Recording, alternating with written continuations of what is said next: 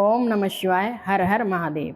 प्रिय शिव भक्तों, शिव पुराण की इस दिव्य कथा श्रृंखला में आपका हार्दिक स्वागत है। पिछले अध्याय में हमने भगवान शिव के सदाशिव स्वरूप और उनकी लीलाओं का स्मरण किया। आज हम भगवान शिव की उन 8 मूर्तियों के रहस्य को जानेंगे जिसमें यह संपूर्ण ब्रह्मांड समाया हुआ है।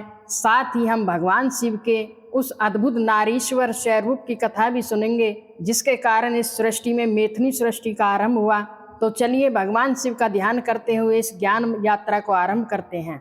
नंदीश्वर जी सनत कुमार जी से कहते हैं, हे ऐश्वर्यशाली मुनि, अब आप महेश्वर के उन श्रेष्ठ अवतारों का वर्णन सुनिए जो इस लोक में सभी के संपूर्ण कार्यों को सिद्ध करने वाले हैं और इसलिए सबको सुख प्रदान करने वाले हैं। हे तात, ये संपूर्ण जगत, यह पूरा ब्रह्मांड उन परमेश्वर शंभु की 8 मूर्तियों का ही स्वरूप है।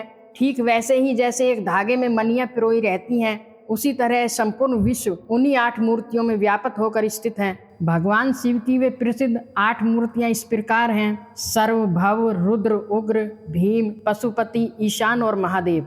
आइए अब इन 8 मूर्तियों के रहस्य को और गहराई से समझते हैं। भगवान शिव की इन 8 मूर्तियों द्वारा ही पृथ्वी, जल, अग्नि, वायु, आकाश, क्षेत्रज्ञ यानी आत्मा, सूर्य और चंद्रमा ये सभी अधिष्ठापित हैं। यानी इन सभी का आधार शिव की यही 8 मूर्तियां हैं। पहली मूर्ति है सर्व। शास्त्रों का ऐसा निश्चय है कि कल्याणकर्ता महेश्वर का जो विश्व ब्रह्मात्मक रूप है यानी पृथ्वी का स्वरूप, वही इस चराचर विश्व को धारण किए हुए है।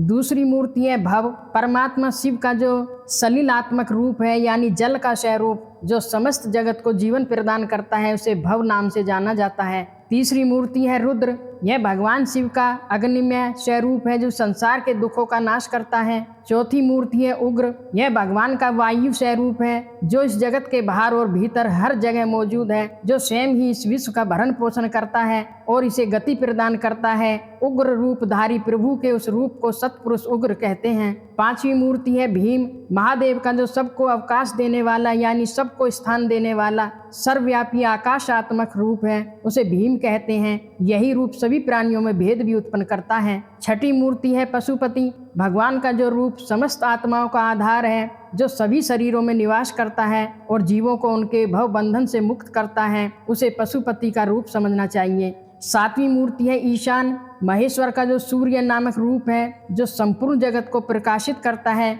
उसे ईशान कहते हैं। यह रूप आकाश में भ्रमण करता रहता है। आठवीं मूर्ति है महादेव। अमृतमयी किरणों वाला जो चंद्रमा है, जो संपूर्ण विश्व को शीतलता और आनंद प्रदान करता है, शिव का वह रूप महादेव नाम से पुकारा जाता है। और जो आत्मा परमात्मा शिव का 8वां रूप है, यह मूर्ति अन्य सभी मूर्तियों में व्यापक है, इसलिए यह सारा विश्व शिवमय है। प्रिय भक्तों, इस रहस्य को समझिए। जिस प्रकार किसी वृक्ष की जड़ को सींचने से उसकी सभी शाखाएं हरी भरी और पुष्पित हो जाती हैं, ठीक उसी प्रकार केवल एक शिव का पूजन करने से शिव स्वरूप यह संपूर्ण विश्व परिपुष्ट हो जाता है, तृप्त हो जाता है। जैसे संसार में कोई पिता अपने पुत्र पौत्रों को प्रसन्न देखकर हर्षित होता है, ठीक उसी तरह इस विश्व को प्रसन्न और आनंदित देखकर भगवान शंकर को आनंद मिलता है। इसलिए यदि कोई व्यक्ति किसी भी देहधारी प्राणी को कष्ट देता है तो इसमें कोई संदेह नहीं है कि उसने अष्टमूर्ति भगवान शिव को ही कष्ट पहुंचाया है। नंदीश्वर जी कहते हैं, हे सनत कुमार जी, इस प्रकार भगवान शिव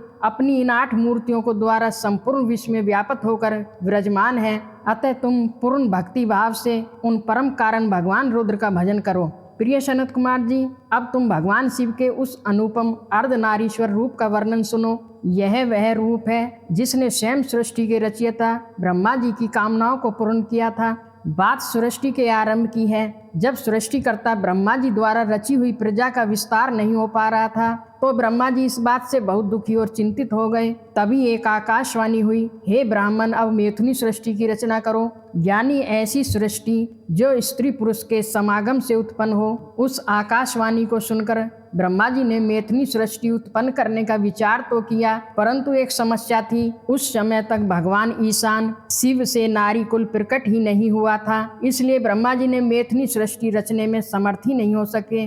तब उन्होंने विचार किया कि भगवान शंभु की कृपा के बिना मैथिली प्रजा उत्पन्न नहीं हो सकती। यह सोचकर वे तप करने के लिए उद्यत हुए।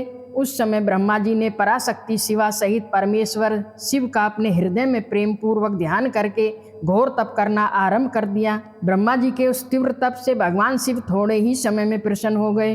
तब भक्तों के कष्ट हरने वाले भगवान शंकर अपने पूर्ण सच्चिदानंद में कामनाओं को पूर्ण करने वाले स्वरूप में प्रविष्ट होकर अर्धनारीश्वर के रूप में ब्रह्मा जी के सामने प्रकट हो गए। उन देवादिदेव शंकर को पराशक्ति शिवा के साथ अपने समक्ष आया हुआ देखकर ब्रह्मा जी ने दंड की भांति भूमि पर लेटकर उन्हें प्रणाम किया और फिर हाथ जोड़कर उनकी स्तुति करने लगे।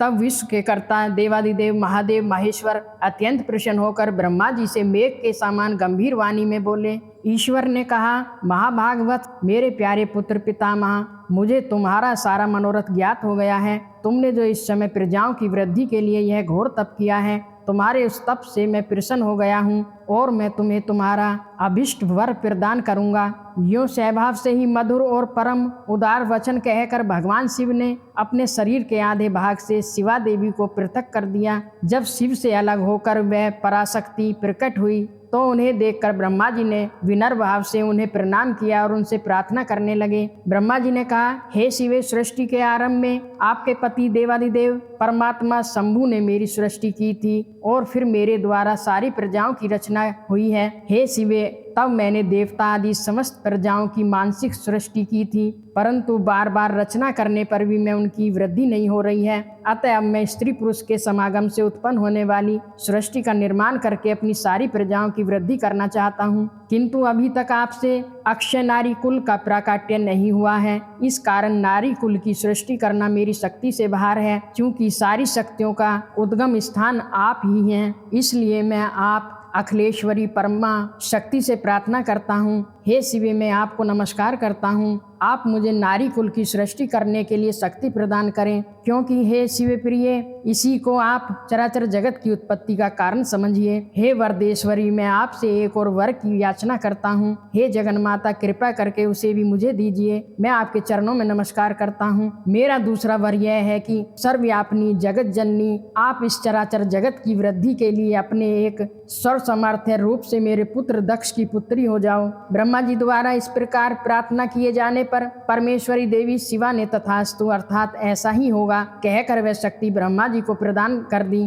तब उन जगन्मयी शिव शक्ति शिवा देवी ने अपनी बाहों के मध्य भाग से अपने ही समान तेज वाली एक और शक्ति की रचना की। उस शक्ति को देखकर देवश्रेष्ठ भगवान शंकर, जो लीलाकारी, कष्टहारी और कृपा के सागर हैं, हंसते हुए जगदम्बिका से बोले। शिवजी ने कहा, हे देवी परमेश्वरी, ब्रह्मा ने तपस्या के द्वारा तुम्हारी आराधना की है, अतः अब तुम उन पर प्रसन्न हो जाओ और उनका सारा मनोरथ पूर्ण करो। तब शिवा देवी ने परमेश्वर शिव की उस आज्ञा को सिर झुकाकर स्वीकार कर लिया और ब्रह्मा जी के कहे अनुसार दक्ष की पुत्री होना भी स्वीकार कर लिया। हे मुने, इस प्रकार शिवा देवी ब्रह्मा जी को अनुपम शक्ति प्रदान करके पुनः भगवान शंभु के शरीर में प्रविष्ट हो गई। तत्पश्चात भगवान शंकर भी तुरंत ही अंतर्ध्यान हो गए। तभी से इस लोक में स्त्री भाग की कल्पना हुई है और मैथुनी सृष्टि का आरंभ हुआ है। इससे ब्रह्मा जी को महान आनंद प्राप्त हुआ है। नंदीश्वर जी कहते हैं, हे तात, इस प्रकार मैंने तुमसे शिवजी के महान और अनुपम अर्धनारीश्वर रूप का वर्णन कर दिया है,